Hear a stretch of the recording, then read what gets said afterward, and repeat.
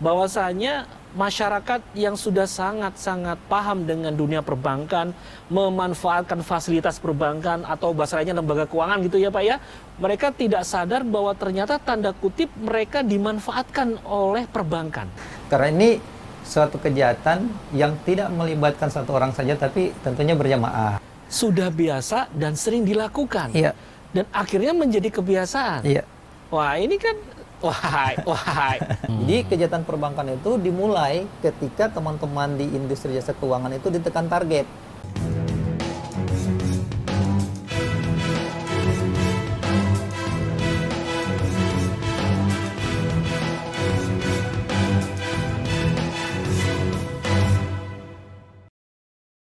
Assalamualaikum warahmatullahi wabarakatuh. Salam Sintesa. Sahabat Sintesa di seluruh Indonesia, senang lagi berjumpa dengan Anda semua di channel yang mencerdaskan ini. Baik, langsung saja saya sapa dulu narasumber kita. Namanya adalah Pak Agus Banjar. Assalamualaikum Pak Agus. Assalamualaikum warahmatullahi wabarakatuh. Gimana kabar Anda? Alhamdulillah sehat. Baik, Pak Agus ini punya kemiripan dengan saya, sama-sama punya brewok ya. Beliau ini adalah seorang pengacara ya, lawyer. Nah, pengacara dalam arti sesungguhnya, bukan pengangguran banyak acara, tapi ini real pengacara. Beliau ini adalah seorang pengacara atau advokat bahasa lainnya yang sudah luar biasa pengalamannya di dunia hukum ya. Dan spesialis beliau adalah topik kita kali ini mengenai kejahatan perbankan. Ternyata selama ini masyarakat tidak pernah tahu bahwa ada batu di balik udang. Nah ini saya bukan sebut udang di balik batu ya. Kalau udang di balik batu ini nggak kelihatan. Ini batunya di balik udang. Jadi nampak untuk orang tertentu seperti Pak Agus mungkin ya. Untuk kami mungkin masih udang di balik batu.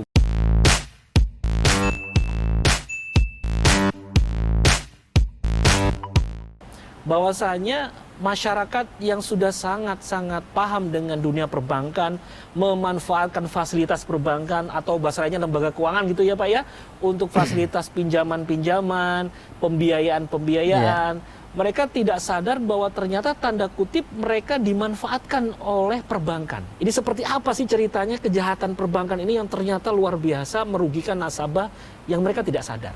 Silakan Pak Agus. Baik, sebelumnya bismillahirrahmanirrahim. Assalamualaikum warahmatullahi wabarakatuh. Waalaikumsalam warahmatullahi wabarakatuh. Ya, terima kasih atas kesempatannya.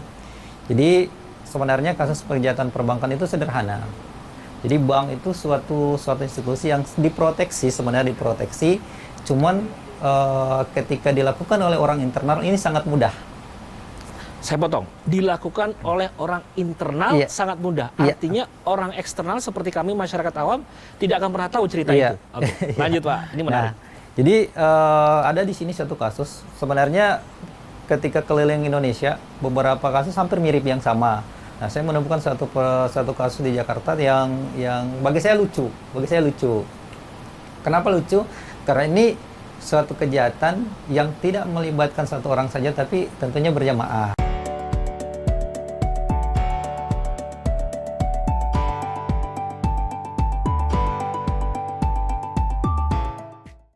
Berjamaah, berarti ada kelompok-kelompok di dalamnya. Baik. Ya. Jadi sebenarnya kembali, perbankan itu suatu institusi yang bagus, yang baik, niatnya tuh membantu masyarakat sebenarnya. Ya. Jadi niatnya membantu masyarakat, hanya ketika dalam pelaksanaan, nah ini ada oknum-oknum di dalam perbankan itu yang dalam tanda kutip ngambil kesempatan.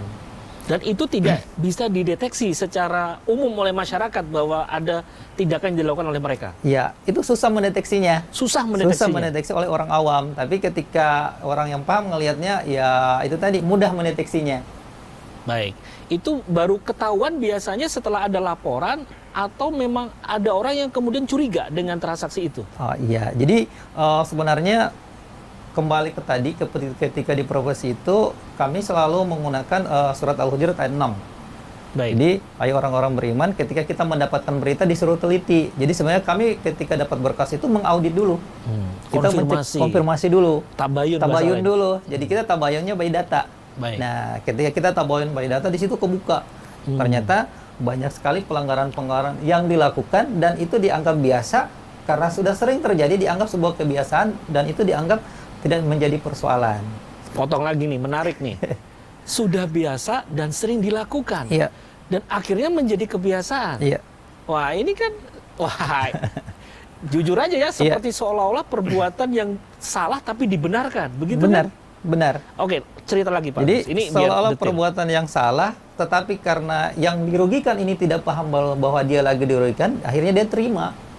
Terima Nah, ya? Dia terima. Terima itu karena dia tidak tahu. Karena dia nggak tahu Baik. bahwa dia lagi dimanfaatkan. Baik. Nah, rata-rata makanya sebenarnya kasus ini sama. Kasus perbankan itu, kejahatan perbankan sebenarnya sederhana. Sama kami ketika sidang di Merauke kasusnya sama, ketika sidang di salah satu di Kalimantan sama, di sini sama. Ini gitu. sidang di pengadilan ya? Sama sidang di pengadilan. Sudah ada putusan saat itu. Belum. Belum ada Belum ada putusan. Jadi Terdakwanya siapa? kami nggak sampai rata-rata perdata. Perdata, lari perdata, Iya. bukan pidana. Iya, karena kebetulan kami advokat perbankan mengambil spesialisasinya di perbankan. Jadi ke pengadilan itu bukan untuk menang. Ke pengadilan bukan untuk menang. Yang Iya. mengajukan gugatan dari pihak nasabah atau bagaimana? Debitur yang mengajukan. Debiturnya Iya. mengajukan. Jadi ketika kami dikontak oleh debitur, kami biasanya memposisikan diri untuk memediasi dulu. Memediasi, Jadi, mediasi baik. dulu, ketemu, menyampaikan pesan ke teman-teman yang di rata-rata di industri jasa keuangan bahwa aturannya seperti ini. Dan sedihnya mereka pun nggak tahu. Para pelaku di dalam lembaga keuangan tidak tahu bahwa Iya. ada aturan seperti itu. Iya, sebagian nggak tahu. Sebagian itu lebih banyak atau lebih kecil? Biasanya lebih banyak. Waduh. Seru nih, sahabat Sintesa. Iya, karena ketika dapat berkas kami tabayun dulu nih. Tabayun itu dalam arti antara aturan dengan pelaksanaan kita dudukan nih, kita tahu, kita konfirmasi, kita teliti. Nah, di situ kebuka bahwa oh ternyata dia melakukan pelanggaran-pelanggaran yang sebenarnya oleh teman-teman di perbankan itu ada satu bagian, ada unsur kepatuhan, direksi kepatuhan, ada auditnya, tapi memang nggak kesentuh yang ini. Nah, itu ada audit. Artinya harusnya secara internal laporan dari audit itu menyatakan kalau ini salah disampaikan dong bahwa ada kasus gitu kan. Nyatanya selama ini auditnya fine-fine aja. Iya, biasanya nggak ditemukan karena dari audit itu misalnya dalam satu cabang itu ada 1.000 nasabah diperiksa palingan 2 atau 3 random diperiksa. Dari 1.000 populasi diambil cuma 2. Iya, nggak semuanya diperiksa, paling sebagian. Nah, Baik. Oke, nanti itu kan kita bicara teknik audit Iya, ya. siap. Saya tidak mau membahas soal itu. Iya. Terus lanjut lagi, Pak. ketika kita periksa berkas, ketika ketemu, nah di sini Mediasi. banyak sekali pelanggaran yang dilakukan. Baik dari proses, jadi kejahatan perbankan itu timbul mulai dari awal proses kredit sampai dengan selesai. Nah, kami teringat dulu ketika masih berpraktisi di perbankan, itu pimpinan selalu ngomong gini, jika kita memberikan kredit di bawah 1 tahun macet, pasti ada sesuatu. Biasanya, kalau istilah perbankan, fraud atau TP Bank. Fraud atau TP Bank, tindak pidana perbankan. TP Bank. Ya, Iya. jadi sahabat Sintesa, kita populernya Tipikor. Ini TP Bank ya, tindak pidana perbankan. Dan Tapi kasus yang sekarang ditangani itu larinya ke perdata. perdata dan ada dampak pidananya. Jadi kasus perdata yang ada implikasi pidana. Jadi putusan hakim nanti itu bisa nanti dinaikkan menjadi kasus pidana gitu atau gimana? Jadi putusan hakim ini perdata, tapi Betul. bisa juga ke pidananya. Ada unsur pidananya di situ. Jadi pidananya kita lapor. Kalau di kepolisian ada namanya Tipidetsus, tindak pidana ekonomi dan khusus. Khusus, baik. Di kepolisian itu khusus menangani yang seperti ini, terutama kejahatan-kejahatan ekonomi. Pada waktu bikin laporan ke polisi itu berarti larinya ke pidana ya, sedangkan untuk perdata langsung ke Langsung ke pengadilan. pengadilan. Iya. Artinya ketika hakim mengatakan ini ada indikasi pidana, dasar itu yang dipakai untuk masuk ke polisi. Nggak atau perlu, gimana? nggak perlu. Oh, nggak perlu. Nggak perlu sampai hakim putus. Jadi kita di perdata itu cuma memperjuangkan hak klien aja. Baik. Nah, misalnya klien punya ada hubungan perdata dengan industri jasa keuangan, Iya. ada hak dan kewajiban, ya udah kita dudukan kewajibannya. Baik. Kliennya harus bayar Sekian. kewajibannya, Mm-mm. banknya jangan arogan juga, turun dulu biar diketemukan. Jadi Baik. kita lebih mengutamakan win-win solution. Artinya di pengadilan ketika bicara kasus perdata seperti itu antara debitur dengan kreditur gitu ya, ini bicaranya menang kalah atau bicaranya itu dipertemukan, titik temunya di mana? Kalau kami lebih mengutamakan dipertemukan. Dipertemukan Iya. titik temunya. Kebetulan kami dulu pernah menduduki jabatan sebagai pemegang limit, atau pemegang limit itu pemegang kebijakan, pernah jadi direktur di suatu bank kecil lah, BPR. Nah, biasanya kami berusaha mendudukan pada posisi mereka. Jadi kejahatan perbankan itu dimulai ketika teman-teman di industri jasa keuangan itu ditekan target.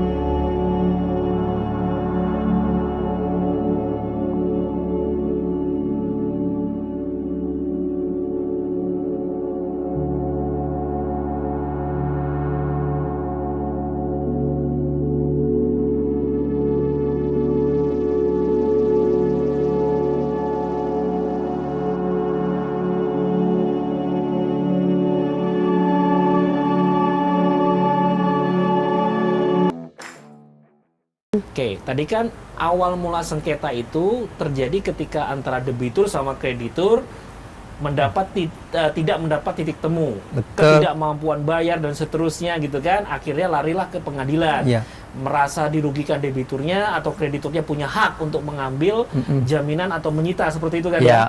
Nah, ketika proses seperti itu kan hal umum nih. Nah, bagaimana Pak Agus membaca ini ada tindak pidana nih di kasus seperti ini? Nah, ini kan yang menarik nih. Ini kan hanya sengketa umum dong, seperti orang ya saya punya uang nih kasih pinjam ke Pak Agus ya kan, tapi Pak Agus nggak mau bayar atau kurang bayar, saya komplain, dan kalau komplainnya nggak selesai, musyawarah nggak sepakat, kita lari ke pengadilan kan gitu ya. Nah, bagaimana sebagai orang ketiga pengacara bisa membaca, mencium bahwa saya yang memberi pinjaman ke Pak Agus, misalnya saya lagi main nih, saya lagi ngambil keuntungan nih. Nah, itu gimana bisa menemukan seperti itu? Ya, kalau menemukan seperti itu, di samping surat Al-Hujurat kami gunakan Al-Baqarah 282. Hai orang-orang beriman, jika engkau melakukan jual beli tidak secara tunai, waktunya ditentukan, faktubu tulislah. Nah, ini diakomodir baik undang-undang ITE maupun di perbankan sendiri. Nah, kalau di perbankan sendiri itu ada undang-undang OJK 21/2011 itu pasal 4 huruf C, bahwa OJK ada itu pertama untuk huruf C itu untuk melindungi kepentingan-kepentingan konsumen dan masyarakat. Dan ini tidak diketahui oleh konsumen. Nah, dari sini lahirnya POJK nomor 1 tahun 2013 tentang perlindungan konsumen di sektor keuangan. Pasal 4-nya dan pasal 4-nya ngomong bahwa bank itu atau industri jasa keuangan wajib memberikan penjelasan kepada debitur, dan penjelasan itu harus tertulis, jujur, dan tidak menyesatkan. Nah, ini menarik kata tidak menyesatkan. Berarti saya mulai membaca awal mula dari cerita kejahatan itu dari itu tadi ya.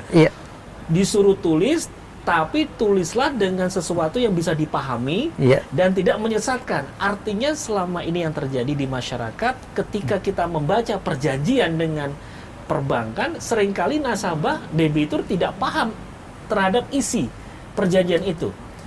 Itu gimana sih? Apakah seorang awam, masyarakat yang memang tidak punya kemampuan untuk memahami sebuah konteks perjanjian itu selamanya akan menjadi apa ya? Tidak pernah terlindungi dong ya, karena kan tidak paham nih isi perjanjian sudah begitu banyak, klausulnya banyak, kemudian memaknainya satu-satu pasal bagaimana, seperti apa itu Pak? Iya, harusnya memang perbankan itu jelasin. Makanya ketika perjanjian dibuat oleh satu pihak itu kan klausul baku. Nah, masuk klausul baku ini kedudukannya itu menjadi rancu gitu. Karena harusnya dua belah pihak. Kalau satu pihak otomatis bisa batal. Yang menjadi persoalan ketika kenapa debitur itu tidak membaca, memang kami setting seperti itu. Rata-rata itu di setting seperti itu. Contoh. Di setting seperti itu. Iya. Contoh. Pencairan yang paling banyak terjadi itu di akhir bulan. Biasanya datang di notaris itu tanda tangannya di sore hari. Sebentar, boleh diilustrasi nggak di akhir bulan? Sekarang misalnya tanggal berapa nih? Kemudian cairnya kapan? Misalkan gitu. Jadi gini, sebenarnya kejahatan perbankan itu dimulai ketika targetnya terlampau besar. Targetnya bank untuk memperoleh laba, debitur itu misalnya ditarget untuk bisa memberikan pinjaman sekian gitu ya, dalam 1 tahun misalnya. Terlalu besar. Nah, ketika 1 tahun itu misalnya targetnya Bank A. Bank A misalnya 100 miliar. 100 miliar. 100 miliar dibagi 12. Untuk mencairkan harus dia namanya lempar. Lending fund dia harus biar dapat laba. Baik. Nah, sekarang 100 miliar. 100 miliar ini dibagi 12 bulan. 12 bulan ini dibagi misalnya marketingnya, taruhlah sebulan itu dari 100 miliar misalnya sebulan 20 miliar atau 30 miliar misalnya. 20 miliar deh. 20. Nah, yang marketingnya misalnya cuma 4 orang.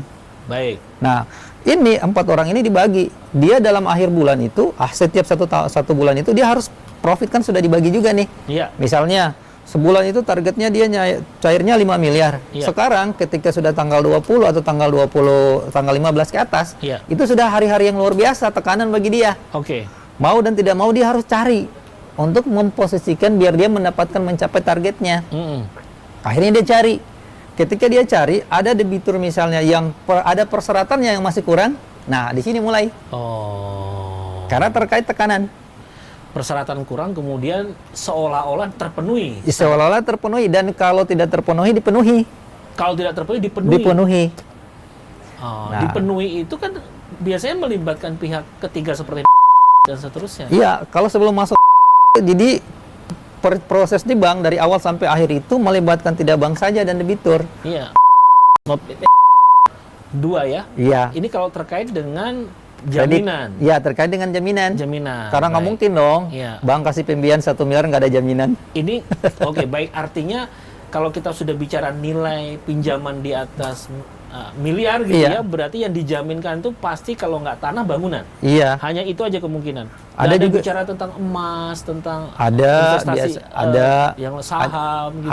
ada jaminan saham boleh, jaminan yang lain juga boleh. Berarti Tapi- tidak dong kalau kita bicara misalkan selain tanah dan bangunan. Ya, tapi rata-rata yang ditemukan di lapangan paling banyak tuh Itu ya. ini. Berarti gitu. kalau bicara tanah bangunan, kalau nggak masuk di situ ya. Iya, karena Kecuali di luar tanah bangunan, baru di tapi luar- pasti terlibat, pasti ada. pasti ada, Selalu ada di dalam selalu ada. transaksi itu. Iya, selalu ada. Baik, lanjut Nah, Pak. Ketika ini targetnya besar, dia otomatis harus mentaktisi biar capai target. Kalau tidak capai target, dia nggak dapat reward, Ya. malah dapat punishment. Oke. Akhirnya, yang tadinya misalnya debiturnya dia nggak ada laporan keuangan, dia cuma minta data, dibuatlah laporan keuangan. Mereka yang membuatkan Mereka membuat. Nah, dalam membuat laporan keuangan ini sudah di markup. markup oleh mereka. Nah, Baik, berarti akhirnya- tidak ada penilaian yang real sebenarnya. Iya. Baik. Ada juga yang nggak markup, yang benar menggunakan konsultan. Ada juga yang karena tekanan ini akhirnya dimainkan. Baik. Nah, ini awal mula nih terjadi. Tanda kutip, bukannya itu sebenarnya nguntungin awalnya ya, Iya, nguntungin nasabah dong, karena Iya. dipermudah. iya, Betul kan? betul, Dipermudah kan? betul. Nah. Awalnya nguntungin nasabah, Jadi endingnya awalnya itu nguntungin, jadi Betul. nasabah merasa dilayani gitu ya. betul, Padahal tidak sadar itu jebakan. betul. Oke, lanjut. Nanti di akhirnya nasabah yang susah kerepotan Ternyata, sendiri. sahabat Sintesa sebentar nih, ada pelayanan yang bisa menjebak kita di akhir dari perjalanan Iya, iya. proses itu. Oke, lanjut. Jadi terkait dengan pembiayaan misalnya, ada saya cerita aja satu kasus di sini. Jadi ketika rata-rata di bank itu dia take over. Ya, Nah, jadi pembiayaannya di angka taruhlah 50 ini miliar. kasus real ya. Ya, ini kasus real. Real nih sahabat Sintesa. Ini bukan bohong-bohongan Jadi- yang mengada-ngada nih. Nah, dia harus take over dari bank A ke bank B. Ya, Oke.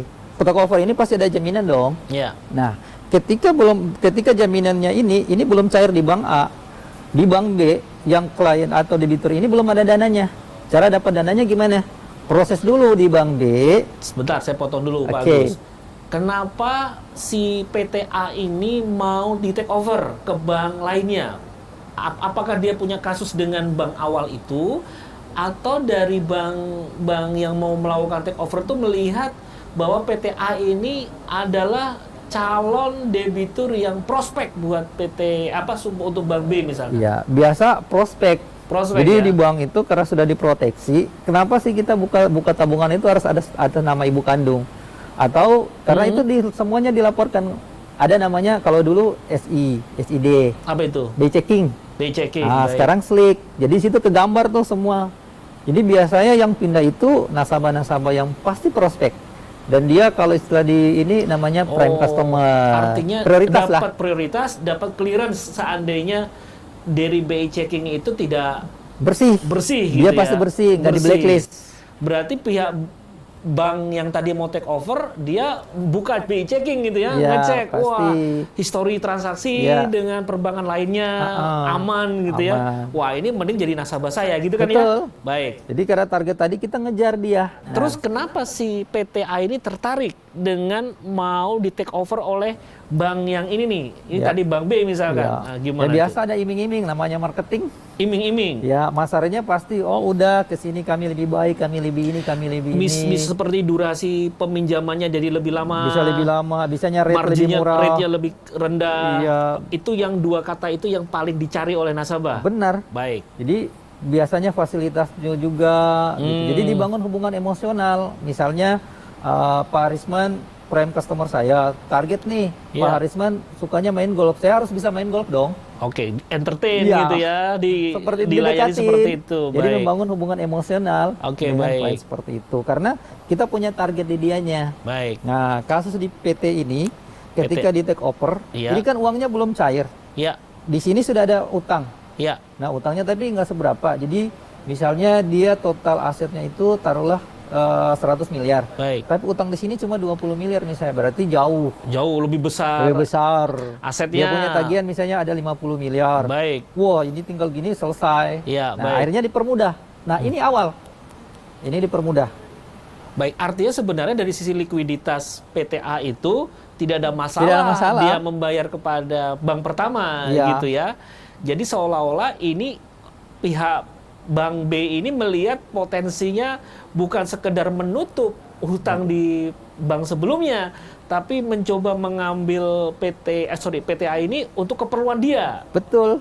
Jadi karena PT ini dia punya misalnya dia punya dana, dia punya deposito dan lain-lain, dia punya piutang di luar atau dia punya proyek yang besar yang mau masuk, Oke. dia punya asetnya banyak, udah ditariklah dia. Baik. Nah ini iming-iming di awalnya. Oke. Nah. Baik. Ketika proses ditarik, nah ini awal. Ya baik, sebentar. Ini secara umum ya, sahabat Sitesa kan orang kalau jualan produk, sales gitu ngomong gitu ya, suruh beli produk menawarkan gitu Iya. kan. Kalau tertarik terus beli kan sebenarnya akadnya sah dong ya. Betul. Betul ya, tidak ada Betul. apa-apa ya. Betul. Artinya ketika konsumen kemudian menggunakan produk yang ditawarkan, Sah-sah saja. sah-sah saja. Benar. Nah, ini kan sebenarnya masih umum nih, masih sepertinya tidak ada sesuatu yang Ya. salah gitu kan. Ya. Nah, kita dengerin lagi nih penjelasan berikutnya. Ayo terus Pak, lanjutin Pak. Nah, jadi dimulainya ketika ini take over tadi. Mm-mm. Nah, jadi di bank itu suatu industri yang sangat ngejelimet, aturannya banyak, sangat memproteksi. Jadi perbankan itu memproteksi. Ini kembali ke awal tadi, ketika dilakukan orang dalam, nah ini yang bahaya. Nah, ketika di take over, taruhlah di take over misalnya dia tanda tangan. Jadi ini biasa mainnya dapat dilihat umum itu di akhir bulan atau di awal bulan. Kenapa akhir bulan? Untuk mencukupi target. Baik. Take over lah dari si A ke si B. Itu take overnya misalkan di perjanjian dikatakan kapan misalnya? Ya, jadi Mulai startnya kapan? take over pada saat itu juga. Ini kan sudah diproses nih. Iya. Jadi misalnya dia taruhlah April misalnya. April. April biasa April tanggal berapa? misalnya tanggal 30 April mau 30 dicairin. April 2021 target. dijanjikan dicairkan. Ya, otomatis debitur ini PT ini harus buat permohonan dong tanggal 1 April biar diproses kan Betul, ada proses. 30 hari gitu ya. Ya, 30 hari biar Arti- masuk. Masuk, baik. Nah, berarti kan marketingnya laporan ke pimpinan 30 hari ini Pak prospek gini. Ya Ya. udah eksekusi. Baik. Ini jalan. Ketika ini tadi utangnya ada 20 di sini, Ya. ini otomatis kan nggak ada uang nih. Pada saat itu yang bersangkutan si PT ini, Ya. debitur itu lagi nggak ada cash. Gak ada cash karena cuma punya aset-aset aja. Dia punya aset dan- senilai 100 miliar Ya, yang dan dijaminkan. lagi kerja, lagi ada proyek yang Oh, dia karena ada kerjain. proyek kerja Ya, gitu yang ya. berputar. Baik. Nah, akhirnya ya udah berarti dari bank B cair dulu dong. Ya, Ya, untuk nutupi di sini. senilai 20 miliar. Senilai 20 miliar. Baik, Nah, nilai asetnya kan 100. 100 lebih. Baik. Oke. Sekarang gini, untuk cair pakai sertifikat fotokopi. Gimana cairnya? Sertifikat fotokopi. Nggak boleh dong. Nggak boleh karena aslinya masih ditahan Ya, sama Bank aslinya Mama. ditahan. Baik. Nah, dimulai ketika karena target ini cepat tadi, Iya. biasanya tanda tangan offering letter. Jadi offering letter itu adalah surat persetujuan. Offering letter. Offering letter itu OL istilahnya surat persetujuan. Bukan surat penawaran ya? Bukan. Oke. Kalau dalam syariah namanya SP3. Baik. Apa itu SP3? Surat persetujuan pemberian pembiayaan. Oke, baik. Surat persetujuan pemberian pembiayaan. Oke. Offering letter itu kan persetujuan. Ya. Nah, ini dimulai. Offering letter itu sebenarnya memberikan waktu kalau nggak salah 7 hari apa 14 hari. Jadi debitur baca dulu tuh. Selama durasi waktu itu. Durasi waktu itu dikasih dulu. Jadi dia nyuratin nih. Ya. Bang A, ada Bang A, saya mau kredit atau Bang B, aku mau kredit nih, gini. Nah, Bang B, turunlah persetujuan dari pemegang limit. Ya. Biasanya kalau sudah menengah itu di atas 50 miliar itu biasanya ada 7 apa 5. Kalau kecil 3 orang, jadi harus ganjil. Pemegang limit ini pemegang persetujuan yang setuju. Di bank itu sendiri? Di bank itu Sampai sendiri jumlahnya 7 orang. bisa 7, bisa 5, bisa 3. Semakin besar pinjaman, maka melibatkan Iya. internal yang semakin banyak. Ya, Baik. artinya untuk memproteksi. Ini sebenarnya Memproteksi fungsi karena proteksi. ya selain mereka jadi saksi mereka antara mereka gitu juga ya, mereka juga bertanggung jawab. Mereka bertanggung jawab sampai selesai. Nah, Baik. ini yang jadi persoalan. Oke. Jadi ketika naik, disetujui lah. Turun, itu harusnya waktu antara 7, kalau nggak salah 7, 14 hari. 14 hari. Oke. Ini dikasih waktu untuk debitur itu baca, pelajari. Baik. Apalagi ketika jaminan itu bukan punya debitur. Ada penjamin. Harus duduk bersama. Nah, yang jadi persoalan... Penjamin itu kan Penjamin debitur pemilik juga? jaminan.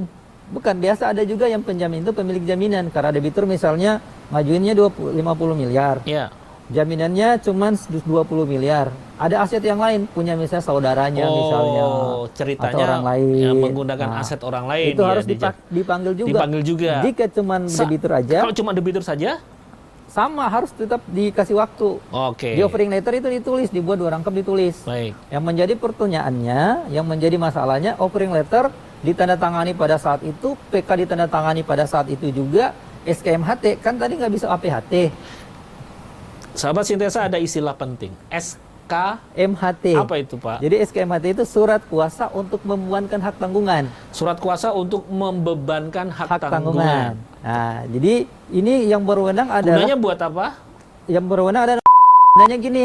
Dia SKMHT itu karena ini tadi sertifikatnya fotokopi belum ada asli, masih di Bank A, ini harus Betul. diroya dulu. Betul. Oleh dibuatkan surat kuasa membebankan hak tanggungan dari debitur ke biasa pejabat bank. Baik. Nah, ini ketika SKMHT muncul ketika ada kondisi tertentu. Ya. Di mana nggak bisa langsung diikat dengan APHT, APHT itu apa? akte penggunaan hak tanggungan. Akte pengguna hak tanggungan setelah SKMHT. Setelah SKMHT. Baik. Nah, yang ini dasarnya adalah Undang-Undang Nomor 4 tentang hak tanggungan, Nomor Oke. 4 tahun 96. Oke. Nah, di sini mulai nih pelanggaran krusial dilakukan di sini.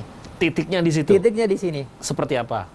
Jadi gini, karena ini masih di Bank A, otomatis cair dulu. Nah, Oke. operation di bank itu butuh yang namanya cover note dari. Oke. Nah, tadi harusnya 7 hari. 7 hari dibaca perlu. dulu. Langsung pada saat itu. Saat itu juga, hari itu juga. Hari itu juga PK-nya sudah jadi, offering letter dulu baru PK. Baru PK itu apa? Biar perjanjian kredit. perjanjian kredit. Perjanjian kredit 2 alternatif, bisa di bawah tangan atau Bisa di bawah tangan. di bawah tangan tuh gimana biar bahasanya bisa Jadi ditangkap? di bawah tangan tuh nggak perlu ada pejabat Tidak perlu pejabat, bank sama debitur langsung bank dengan debitur Ya. tanpa melalui mulai di bawah tangan. di bawah tangan. Tapi untuk pemilihan yang besar itu biasa ada Iya. untuk menguatkan itu menjadi sebuah akta otentik. Jadi, Besar itu berapa minimal nilainya? ya biasa di atas 1 miliar tuh. Sudah Kalau dianggap untuk besar. amannya harus pakai ya Baik. untuk amannya. Hmm. Nah, sebenarnya 7 hari tadi sudah dilampaui 1. Baik. Nah. Maksudnya bukan dilampaui, pengertiannya tidak terlampaui, langsung dipercepat gitu Langsung kan? dipercepat. Baik. Yang menjadi persoalan, debitur biasa nggak baca. Bukannya paling kanan bawah paraf. Kanan bawah paraf itu. Di setting biar cepat cair gitu. Oke. Padahal kalau dibaca Ada pasal yang bisa memeratkan dia. Seperti? Bisa dirubah. Bisa dirubah itu kan apa baru pasalnya klausul. apa tuh yang selama ini tidak pernah dipikirkan oleh para nasabah? Jadi bisa rate-nya, Oke. bisa biayanya, Oke. bisa juga pengikatannya nih. Itu ada kata-kata itu. Ada. Pihak bank bisa melakukan sendiri perubahan tanpa persetujuan. Harusnya persetujuan dengan debitur. Jadi offering letter tadi surat yang oleh bank ditujukan ke debitur. Baik. Debitur lu setuju nggak nih Iya. dengan syarat 1 2 3? Pak, 1 2 3 boleh nggak tambah yang 4 atau yang 3 dikoreksi? Nah, sederhananya seperti itu. Iya, maksudnya perubahan tadi disampaikan yang krusial tadi itu ada perubahan-perubahan itu, rate, sebagainya, biaya dan seterusnya itu, apakah bank melakukan sendiri tanpa persetujuan nasabah, sepengetahuan nasabah, atau nanti harus konfirmasi memberi? Nanti, jadi dari offering letter ini baru melahirkan perjanjian kredit. Oke. Nah, di perjanjian kredit itu baru tadi ketika ada perubahan bisa dituangkan di perjanjian kredit, kesepakatan antara dua belah pihak. Yang menjadi persoalan jadi debitur tuh nggak pikir antara antara offering letter dan PK ditandatangani pada hari yang sama.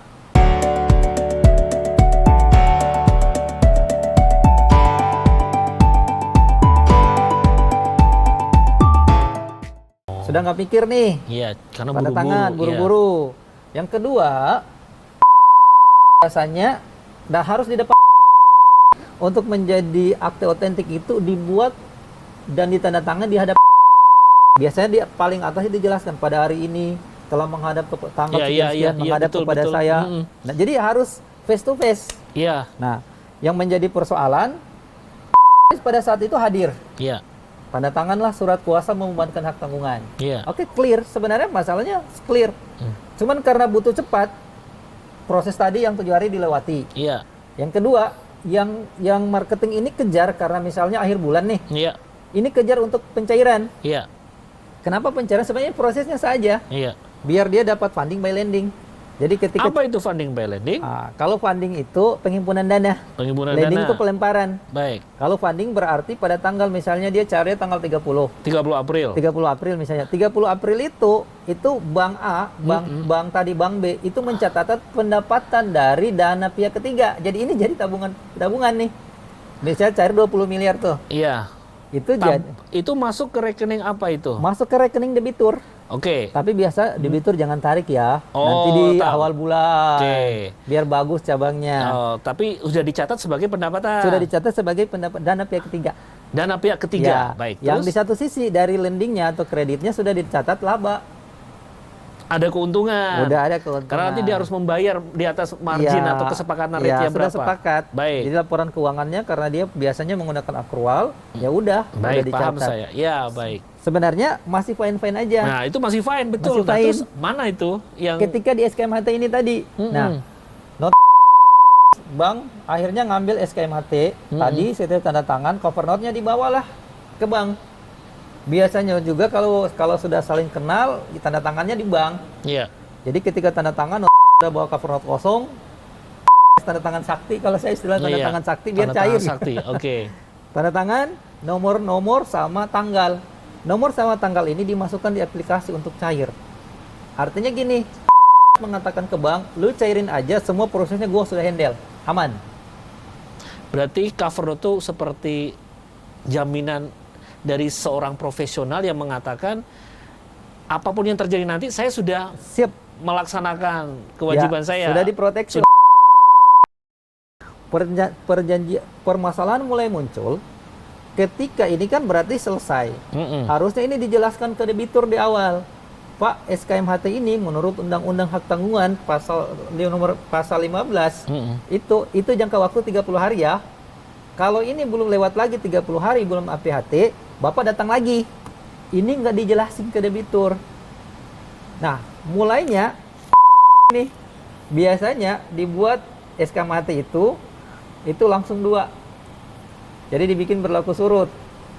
Contoh.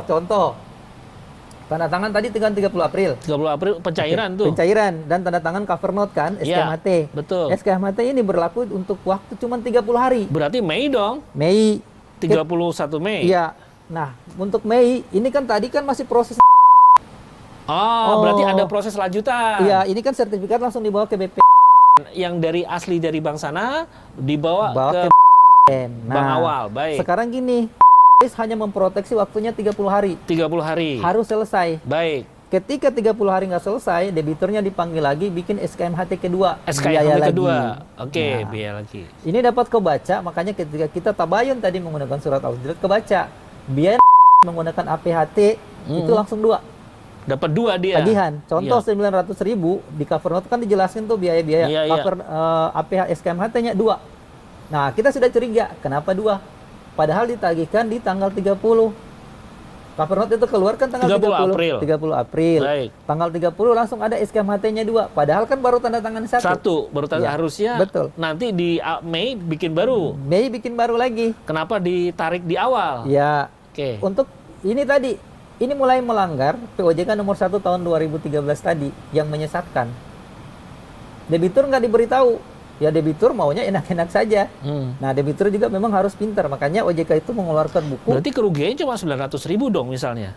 Kan cuma ngeluarin duit nambah Ya 900.000 itu nggak sampai setetes.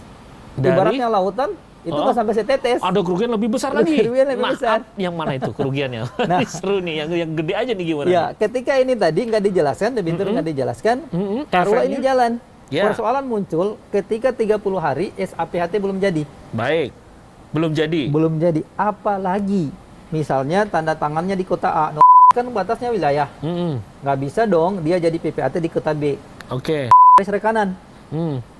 Nah, di sini ini harusnya dibawa dia membuat SAPHT berdasarkan SKMHT kedua yang debitur nggak tanda tangan.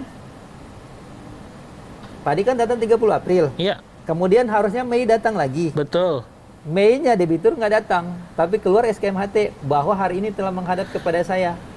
Debitur nggak datang karena nggak tahu. Debitur nggak datang karena nggak tahu, nggak dijelasin. Bapak sudah selesai, nggak dijelasin. Nggak dijelasin. Iya. Terus saat kemudian dibuat baru lagi tanpa sepengetahuan. Tanpa sepengetahuan debitur. Efeknya apa buat debitur? Nah, efeknya buat debitur sebenarnya belum kerasa. Saat itu debiturnya fine. Nanti macet, ada masalah di belakang baru muncul. Saat macet. Saat ada masalah. Saat ada masalah. Iya. Kalau nggak ada masalah, nggak ada kerugian. Nggak ada masalah, nggak ada kerugian karena debitur nggak tahu. Tapi sebenarnya dia sudah rugi di awal karena ditagih 2 kali. Nah, oke, kerugian pertama Kerugian karena ada pertama. biaya double nih. Ya. Biaya 2 kali ya yang tidak Iya. dipikirkan oleh debitur. Oke. Ya, makanya kejahatan perbankan itu nggak melibatin satu, tapi Satu. berjamaah. Oke, baik. Oke, jadi saya titik poin pertama, kerugian nasabah adalah pada saat dia membayar 2 kali biaya administrasi yang seharusnya itu terjadinya harusnya 2 kali, tapi setelah periodenya terlampaui. Betul. 1 kali bayar, 1 kali bayar. Nah, Iya. ini ditarik langsung awal? ditarik Iya. ditarik di awal. Oke, ini satu. Biasanya Yang- biaya SKMHT itu. Baik, biaya SKMHT Ya. nih, sahabat Sintesa. Terus berikutnya, seandainya kemudian dia pun mendapat pencairan, sebenarnya nggak ada yang dirugikan dong Nggak ya. ada yang dirugikan sebenarnya. Tapi Nggak ada. ini makanya di perbankan itu diproteksi. Jadi ada namanya mitigasi resiko. Nah, ini nggak dijalanin. Baik. Oke, terus jadi ini risikonya baru akan terjadi bila terjadi Ke masalah. belakang. Benar. Seperti apa itu kasusnya? Jadi sebenarnya kalau nasabah ini fine, aman-aman aja, nggak pernah telat bayar, tidak ada sesuatu gitu ya, maka bisa dipastikan dia aman. Betul. Tapi konteks sekarang seperti dunia sekarang Kondisi mengalami sekarang. pandemi, Ah. orang sulit mencari uang, Ya. maka risiko itu akan membesar ke Muncul. semua debitur Betul. yang punya pinjaman ke bank. Betul. Gitu ya. Betul. Nah, risiko apa itu, Pak? Nah. Yang besar ketika misalkan apa? Resikonya di debiturnya dapat, di banknya dapat. Jadi sebenarnya ketika mempermudah di awal itu tadi perbuatan oknum yang ngejemusin bank dan ngejemusin debitur. Ya, Sebenarnya. Nah, sekarang gini, ketika jalan, Ya, taruhlah ini tadi APHT belum jadi. ya, Sementara terlampaui waktu. ya, Harus bikin SKMHT ulang. iya, Nggak datang SKMHT ulang, tapi keluar SKMHT-nya. iya, Nggak menghadap, tapi ditulis menghadap. Iya. Padahal misalnya debitur itu lagi di luar negeri atau lagi Iya, di iya. Malaysia. Ah. Tapi pada hari itu dia menghadap. ya. Kan lucu. Dibikin gitu ya. Dibikin Nah, oke, gitu. itu saya paham oleh. Oke, kemudian jalan nih. Oke, Yang menjadi persoalan, jadi perjanjian ini sebenarnya namanya asesoir. apa itu? Asesoir gini, asesoir adalah perjanjian tambahan. Hmm. Dalam Undang-Undang Hak Tanggungan, asesoir perjanjian tambahan mengikuti perjanjian pokok. Oke, Jika perjanjian pokok batal, ini batal semuanya. Yang menjadi persoalan jika SKMHT batal, maka risikonya ditanggung oleh bank. Risikonya ada kalau debitur paham ya, risikonya di bank dan risiko pidananya ada. Di banknya, di debiturnya, rugi juga dianya. Karena ketika dipermudah, kasus yang real yang didapat, contoh SKMHT-nya atau di offering letter sama PK, itu jaminan debitur yang mau diikat misalnya itu 1 miliar. Tapi diikatnya misalnya cuma 400 juta. Ketika bermasalah, lelang. Sebentar. Diulang lagi nih Pak Agus. Oke. Jadi jaminannya nilainya 1 miliar. Ya. Harusnya sebesar itu. Ya, Tapi pada saat fakta diikatnya nilainya nilainya di bawah. di bawah 1 miliar. Ya, Kok contoh. bisa seperti itu turun? Nah, real Gimana? yang kami temukan gini. Jadi di offering letter ini kan bank nyetujui jaminan A akan diikat dengan hak tanggungan sebesar misalnya 1 miliar. Sebesar 1 miliar. 1 miliar. Baik. Di perjanjian kredit 1 miliar. Baik. Tetapi ketika SKMHT 1 miliar, Ya. APHT ini mulai berubah jadi 400 juta. Kok bisa berubah? Nah ini apakah mau cepat atau apa? Tapi kesalahannya ini tadi yang berjamaah. Bagaimana angka 1 miliar dari SKMHT menjadi APHT bisa turun menjadi 400? Biasanya terkait nilai. Nilai. Iya. Biasanya Memang terkait ada wewenang untuk bisa menurunkan nilai nggak yang boleh. sudah Ini yang mulai salahnya di sini, nggak boleh, harus mengikuti. mengikuti gimana? Harus mengikuti yang di offering letter. Ya kan harus 1 M dong. Harus diikat 1 M. Kenapa berani jadi apa jadi turun Nah, segitu? itu yang namanya mulai kejahatan berjamaah atau fraud tadi, penyimpangan. Oh. Ini ketika dikorelasikan dengan aturan OJK, ini bank yang dirugikan. Jadi OJK itu ada untuk melindungi masyarakat dan konsumen dari kejahatan-kejahatan seperti ini. Ketika taruhlah 400 juta, ketika debiturnya bermasalah seperti kondisi sekarang ini, dilelang harga terendah 400 juta. Padahal nilai likuidasi sudah turun nih 70% dari nilai pasar adalah 1 miliar misalnya. Nah, ini ruginya di sini. Ini yang bisa Sudahlah selama ini bayar, Ya. tiba-tiba macet, Ya, nggak dapat apa-apa, uang dianggap angus, Ya. gitu kan ya? Iya. Nggak punya lebihan dari aset yang disita itu Ya. yang kemudian dilelang, Ya. gitu ya? betul. Nah, mulainya dari proses yang salah dari awal. Pertanyaan gini, kenapa APHT-nya itu mencantumkan angka nilainya di bawah, padahal SKMHT-nya menyatakan nilainya awalnya 1 M, kok bisa jadi 400? Jadi prosesnya gini sebenarnya, permohonan debitur, kemudian turunlah persetujuan offering letter. Baik, Ketika sudah offering letter, kemudian setelah itu ada perjanjian kredit. iya, Nah, perjanjian kredit ini patokannya dari sini, offering letter. offering letter. Oke, kemudian karena tadi masih ada jaminan, dibuat SKMHT, surat kuasa membebankan hak tanggungan. Ini Iya. hanya menerangkan debitur itu memberikan kuasa membebankan hak tanggungan, jaminannya dia dengan satu, utangnya berapa, nilai jaminannya berapa, Utangnya berapa? nilainya berapa. Hutangnya misalkan 20, jaminannya harus sama atau harus di atas? Tidak, misalnya gini, dia punya 5 sertifikat. Baik. Jaminannya yang untuk yang satu ini cuma 1 miliar. Berarti yang 1 miliar aja yang diikat. Jadi cuma diambil 1 dari 4 sertifikat? Iya, gitu. Jadi, tapi dia mengcover untuk utang yang 20 miliar tadi. Jadi ada 5 jaminan ini, pastikan misalnya 30 miliar totalnya. Iya. Satu jaminan ini cuma 1 miliar. Baik. Nah, 1 miliar ini di SKMHT itu ditulis. SKMHT sertifikat nomor sekian-sekian diagunkan. Nomor sekian-sekian ada identitasnya di situ, dipakai untuk menjaminkan utang sebesar berapa. Dengan nilai berapa. Jadi nilainya dia sudah ada gitu. Nah, nilai SKMHT ini yang akan dimasukkan ke APHT dan HT.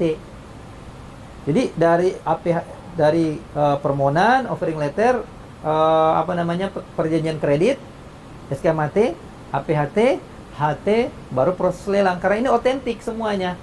Jika SKMHT-nya sini tidak otentik, berarti jadi perjanjian di bawah tangan, nggak bisa dilelang. Banknya rugi, debitur juga rugi. Nah, ternyata perbuatan sederhana mulai dari tadi. SKM itu dibikin 2, dan biaya itu langsung dibikin 2. Iya.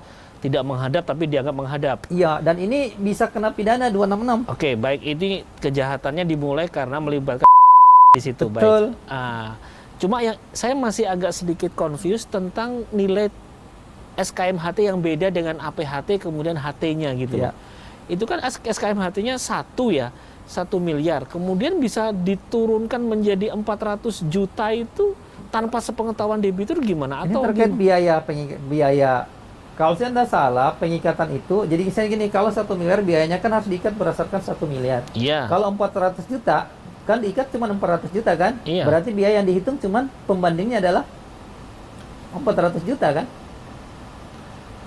Saya belum paham. Pembanding. Jadi gini, contoh nilainya 1 miliar, biaya yang ditagihkan 1 miliar. Iya. Oke. Ini kan nilai jaminan Nilai tuh 1 jaminan miliar. 1 miliar. Iya. Ditagihkan biayanya berarti 1 miliar kan? Betul. Dibayar di awal kan? Iya. Nah, kemudian APHT 1 miliar.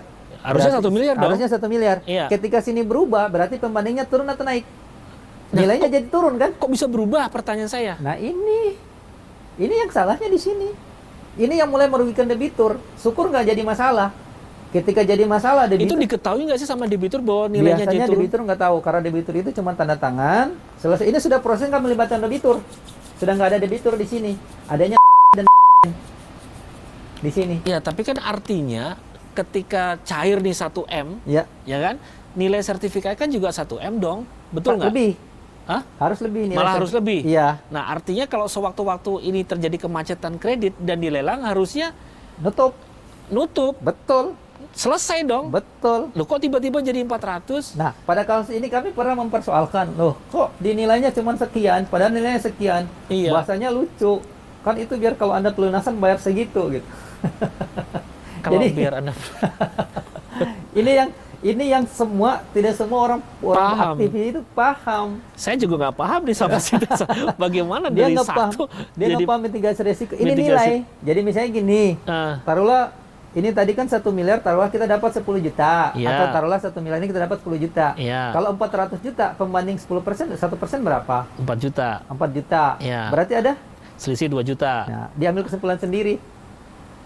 Ini kan Oh. 10 juta biayanya, Iya, iya, kita tagih iya. kan? Iya. Dalam aplikasi, biayanya ternyata cuma 4 juta. Kalau ininya turun. Oh. Ambil kesimpulan sendiri, lari kemana itu? Lari ke personal bank? Lari kemana? Biasanya dalam prosesnya, dan itu sudah ditagih, nggak ada yang dikembalikan. Nggak ada yang dikembalikan. Bukan di bank yang terima. Terus Biasanya antara dibaginya ke siapa itu? biasanya ini masuk ke antara tapi biasanya bukan orang kalau ini sudah HT.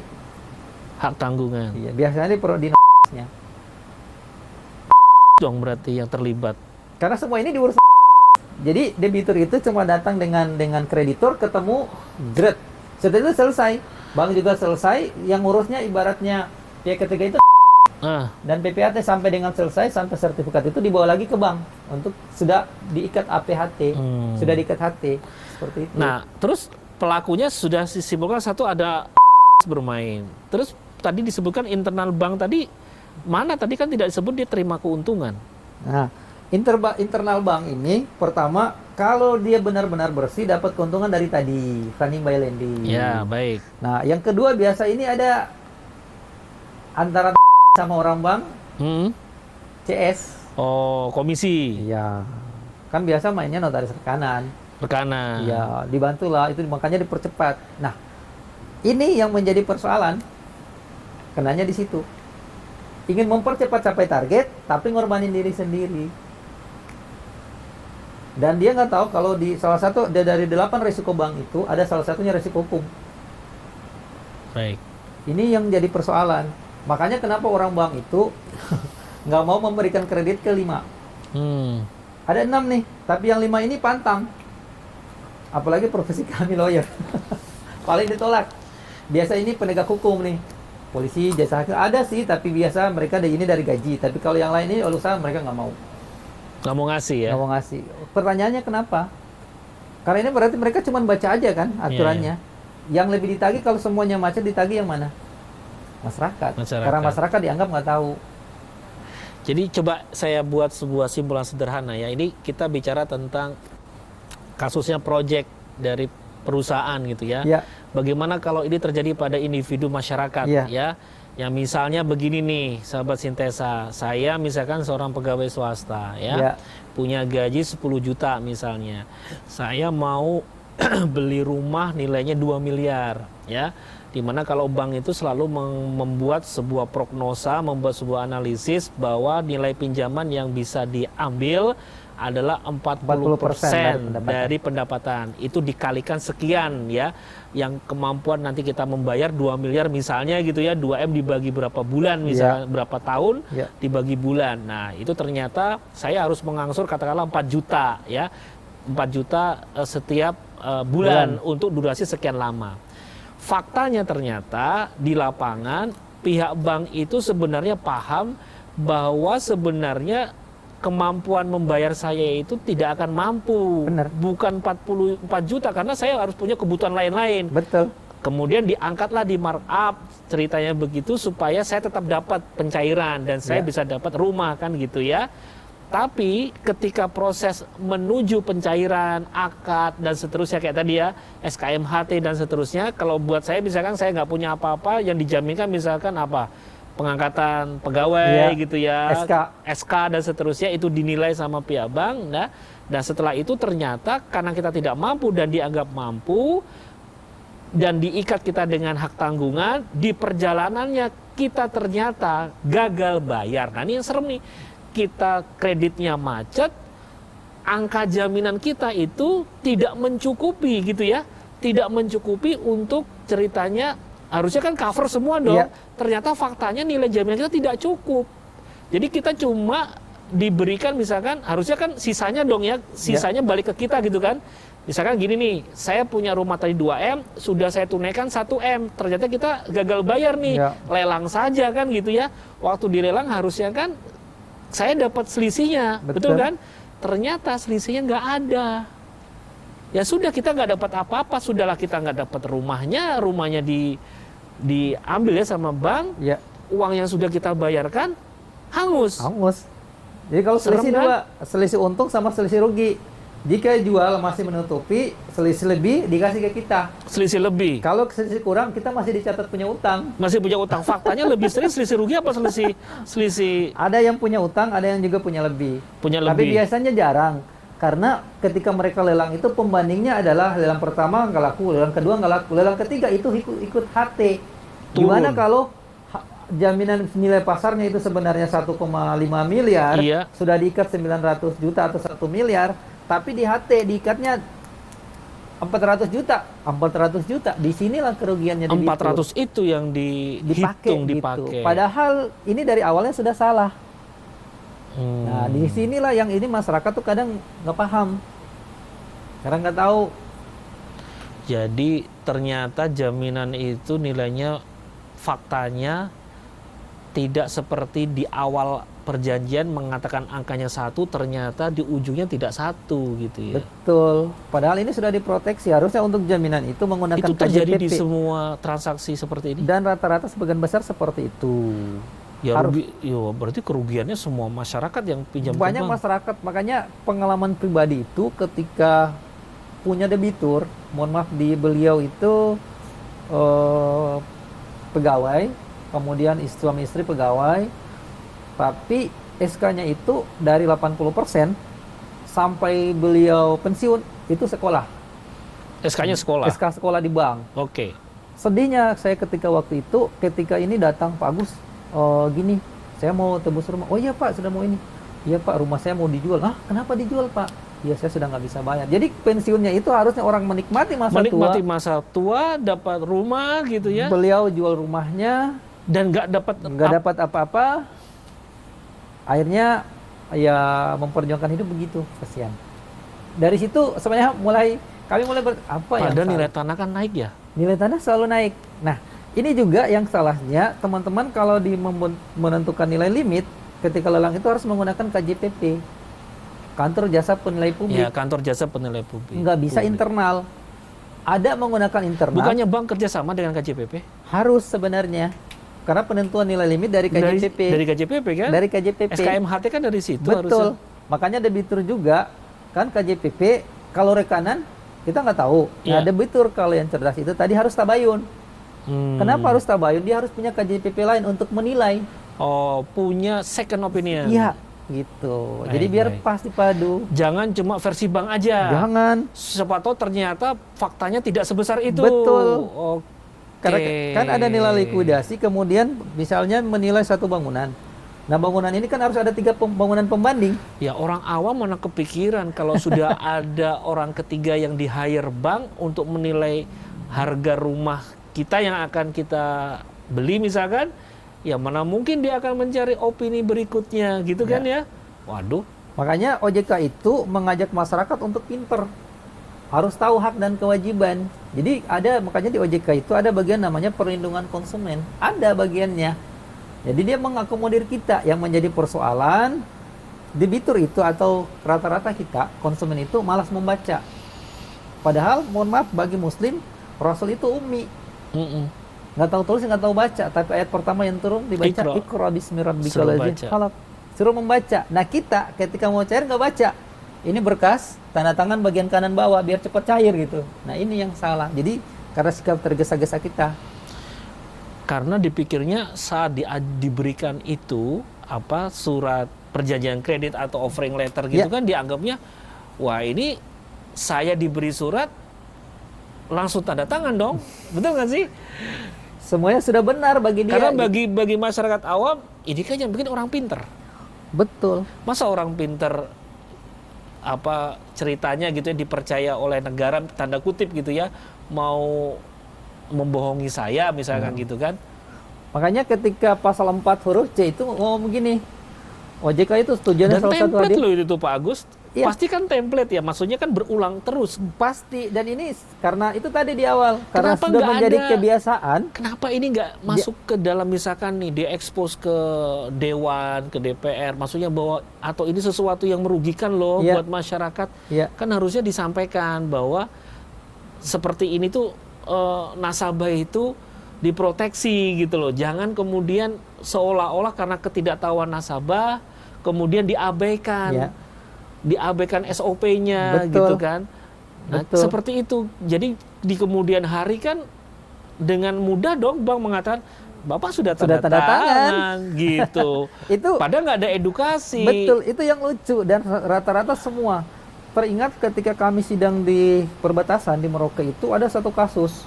Utangnya nggak banyak, 80 juta, tapi karena tekanan, nggak paham tekanan, akhirnya ketika kolektornya pulang, si ibu ini jalan ke depan beli bensin, minta uang ke suaminya beli bensin, itu nyiram bensin dan dipercik. Astagfirullahaladzim. Dan itu kejadian terjadi di Kabupaten Merauke, dan itu terjadi belum lama ini terjadi gitu, karena ketidakpahaman kita ketika ditekan seakan-akan nggak ada solusi. Makanya kami niatnya tuh memberikan edukasi kepada masyarakat. Sebenarnya ini pekerjaan ini OJK juga bersama-sama memberikan edukasi.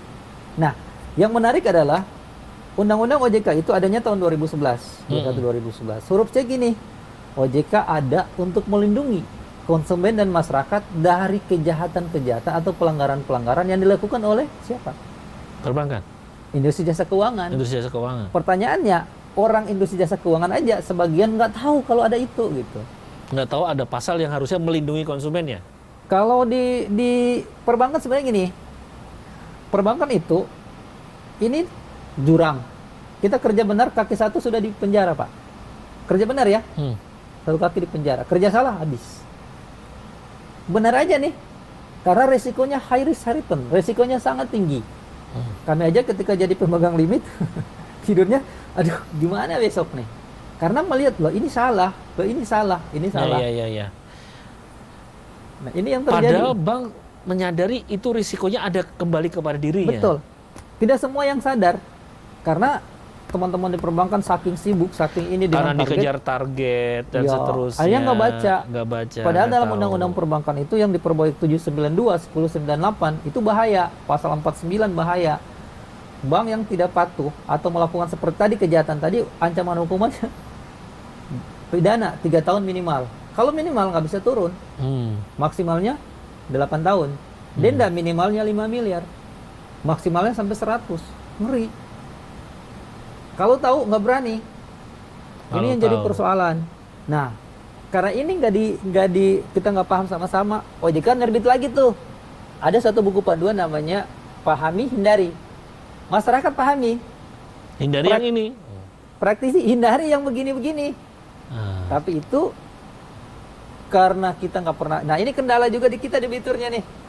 Karena nggak baca, nggak paham, Ya. akhirnya terjadi seperti ini. Baik. Nah, kasus yang tadi, kembali ke kasus perusahaan tadi, itu kejahatannya luar biasa. Proyeknya harusnya cair, sudah disiapin. Ini proyeknya nggak cair, ditunda. Misalnya ngajuinnya hari Senin, ini nggak, padahal dia sudah plafon nih. Iya. Harusnya SPK cair dong. Iya. Nah, ini SPK masuk nggak cair, masuk hari Senin. Cairnya orangnya Mundur. nunggu. Sementara pekerjaan di lapangan Sudah jalan. Nggak punya duit. Nggak punya duit. Bayar. Akhirnya yang tadinya harganya bisa kita beli cash dapat diskon, Iya. menjadi utang mahal. Iya. Karyawan yang tadinya borongan jadinya harian. Menjadi tinggi biayanya. Nah, luar biasanya hari Kamis ditawari ke yang bersangkutan, Pak, gini, ini belum bisa Pak di Senin. Waduh, kalau Senin gimana? Gini aja Pak, datang ke Bapak itu, yang pejabat Bapak, datang ke Bapak itu, beliau punya dana, pinjamlah 100 juta atau 300 300 pinjam Untuk 3 nutup hari. itu, 3 hari itu. 3 hari itu. Operasional. Senin nanti cair lagi kan? Iya. Cair lagi, kembalinya 300 juta jadi 350 atau 400 juta. Itu yang kami temukan, dan itu sangat sedih sekali. Jadi Ini cairnya oknum. itu dia harus mengembalikan beban bunga kepada dia ya, nambahin Ke yang bersangkutan, yang ke pribadi. bersangkutan. Pribadinya. Ini yang namanya kok penyalahgunaan kewenangan. Iya. Jadi orang bank yang memanfaatkan itu karena dia di dalam bank seolah-olah pakai uang dia, itu uang dia pribadi atau Walau alam. Oh, nggak tahu ya. Yang jelas debiturnya nerima gitu. Nerima karena kondisi sudah seperti itu, terdesak. Lucunya, mau lihat potensi uangnya di depositonya itu atau uangnya itu dalam waktu nggak sampai 3 tahun habis. Tadi 100 miliar kan? Iya. Habis. Dan sekarang bermasalah. Gitu. Habis itu sepengetahuan debitur atau tidak? Debiturnya jalan kaki di Jakarta nih debiturnya nih. Jalan kaki dari sini ke rumahnya. Rumahnya di Jawa Barat gitu. Jalan kaki. Jalan kaki. Stres. Pernah naik ke stasiun kereta kan di bawah flyover. Iya. Sudah mau terjun, Pak. Astagfirullah. Ini karena ini. Baik. Ini yang sangat sedih. Makanya kami sebenarnya menjadi advokat itu untuk menolong masyarakat yang seperti ini tujuannya. Seperti itu. Siap. Jadi sebenarnya perbankan itu bagus, cuman oknum aja yang menyalahgunakan kewenangannya. Seperti itu.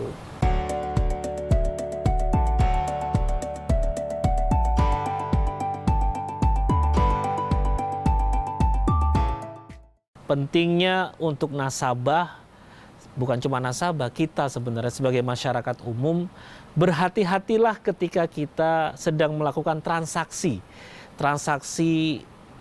hutang piutang, ya, pinjam meminjam dengan siapapun itu. Baca dulu, jangan tergesa-gesa, meskipun kesannya itu seperti memudahkan, tapi ujungnya bisa jadi menyengsarakan.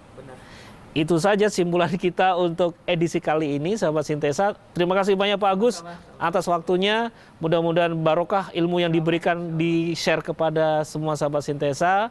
Saya Haris Panisa Muhammad, undur diri dari ruang dengar dan pandang Anda. Sahabat Sintesa, tetap sehat selalu, jaga protokol kesehatan. Assalamualaikum warahmatullahi wabarakatuh.